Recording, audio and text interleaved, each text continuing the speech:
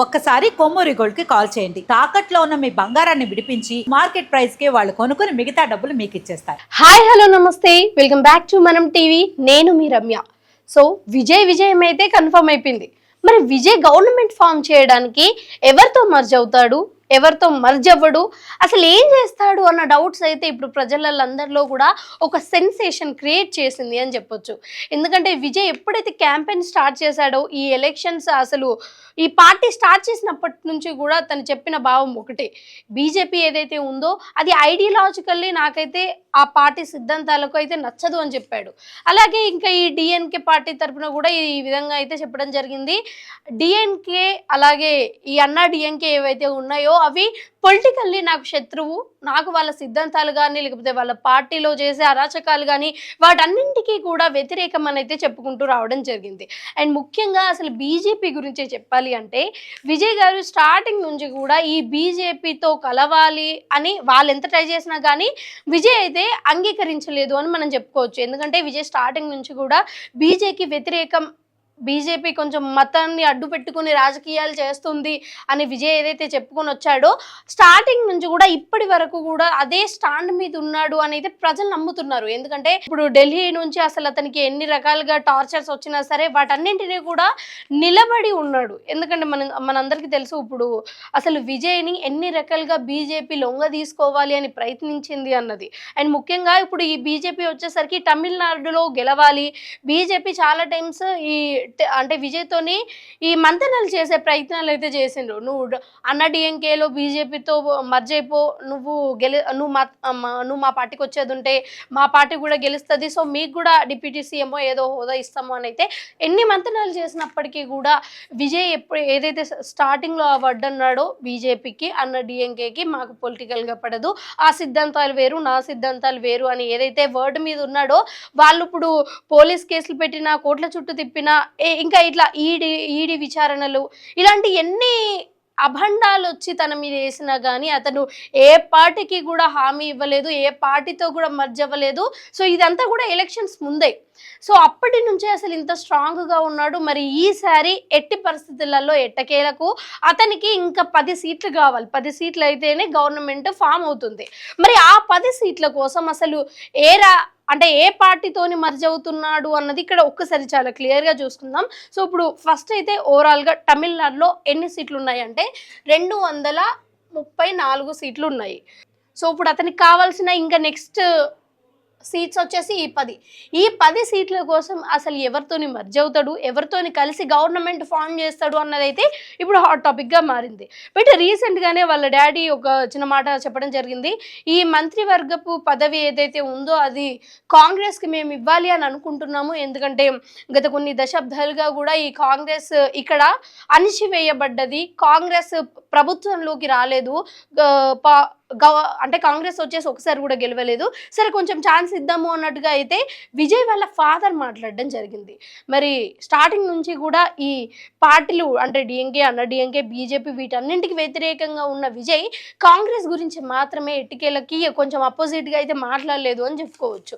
And also back ఎండ్లో నడుస్తున్న దాని ప్రకారం వచ్చేసి ఈ రాహుల్ గాంధీ అండ్ ఆల్సో విజయ్ కూడా మంచి ఫ్రెండ్స్ అని కూడా చెప్పుకుంటూ ఉంటారు. మరి అది ఇంతవరకు నిజం అయినా కాకపోయినా సరే అంటే ఓవరాల్గా ఇక్కడ ఛాన్సెస్ అయితే కాంగ్రెస్తో మర్జ్ అయ్యే అవకాశాలు ఎక్కువ ఉన్నాయి. బట్ కాంగ్రెస్కి వచ్చిన సీట్స్ వచ్చేసి 5.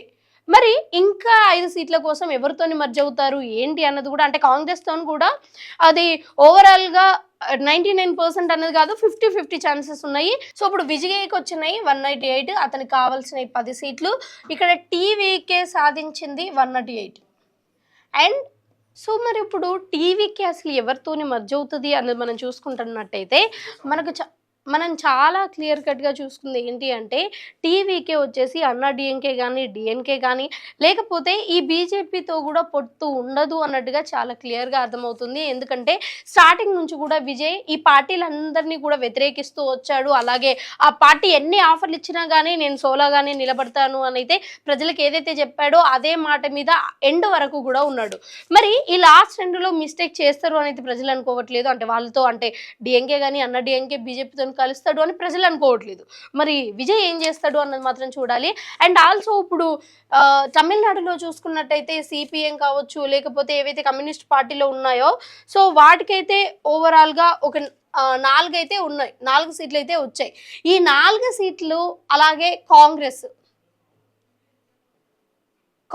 వచ్చేసి 5 సీట్స్ వచ్చాయి. ఇప్పుడు ఒకవేళ టీవీకే పార్టీ సిపిఎం అలాగే కమ్యూనిస్ట్ పార్టీలు ప్లస్ కాంగ్రెస్తో కలవాలి అని అనుకున్నా కానీ ఇక్కడ వచ్చే పార్టీలు వచ్చేసి ఇక్కడ వచ్చే సీట్స్ వచ్చేసి 9 మాత్రమే ఉన్నాయి. బట్ అతనికి కావాల్సిన రౌండ్ ఫిగర్ వచ్చేసి 10.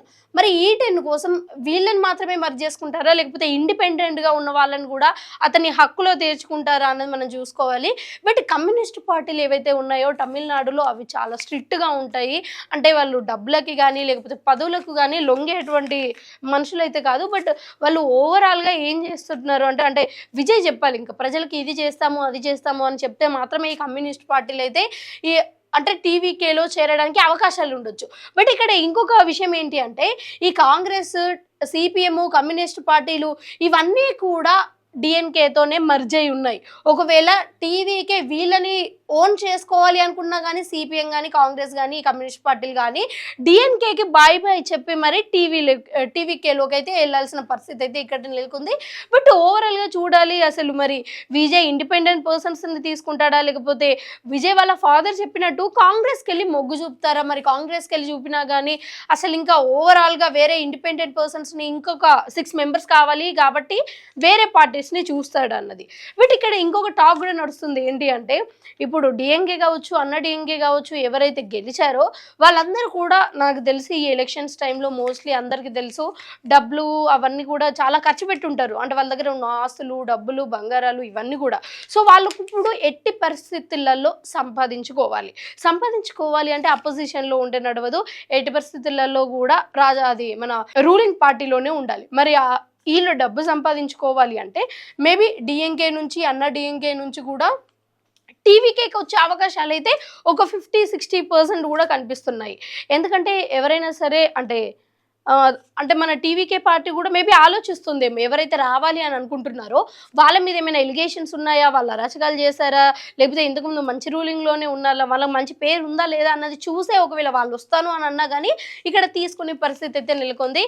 సో మోస్ట్లీ డిఎంకే, అన్న డిఎంకే వీటి దగ్గర నుంచి కూడా మేబీ మన టీవీకే పార్టీకి వచ్చి మీ టీవీకే పార్టీ సిద్ధాంతాల కోసమే మేము పని చేయాలి అని అనుకుంటున్నాము అని గింట ఈ డిఎన్కే కావచ్చు, అన్న డిఎన్కే నుంచి గింట ఒకవేళ వచ్చి మాట్లాడేది ఉంటే మాత్రం మేబీ తీసుకునే పరిస్థితి అయితే నెలకోవచ్చు. బట్ చూడాలి ఓవరాల్గా అసలు విజయ్ అంటే అందరితోనూ కూడా మర్జ్ అయ్యే అవకాశాలు చాలా తక్కువగా కనిపిస్తున్నాయి. బట్ ఓవరాల్గా అయితే కాంగ్రెస్తో పాటు కొన్ని ఇండిపెండెంట్ అలాగే కమ్యూనిస్ట్ పార్టీలని అంటే వాళ్ళ దగ్గరికి తీసుకొని గవర్నమెంట్ రూలింగ్ చేసే అవకాశం ఉండొచ్చు. దెన్ చూద్దాం అసలు టీవీకి అసలు ఎవరితో మర్జ్ అయ్యి గవర్నమెంట్ ఫామ్ చేస్తాడు అన్నది మాత్రం ఇప్పటి వరకు కూడా ఏదైనా సరే ఇప్పటి వరకు అనలిస్టులు చెప్తున్న దాని ప్రకారం కూడా అంతా 50-50గా కనిపిస్తోంది. ఇక విజయ్ తనంతట తానే అనౌన్స్ చేసినప్పుడు మాత్రమే చాలా క్లియర్ కట్ ఇన్ఫర్మేషన్ వస్తుంది. Yeah thank you so much.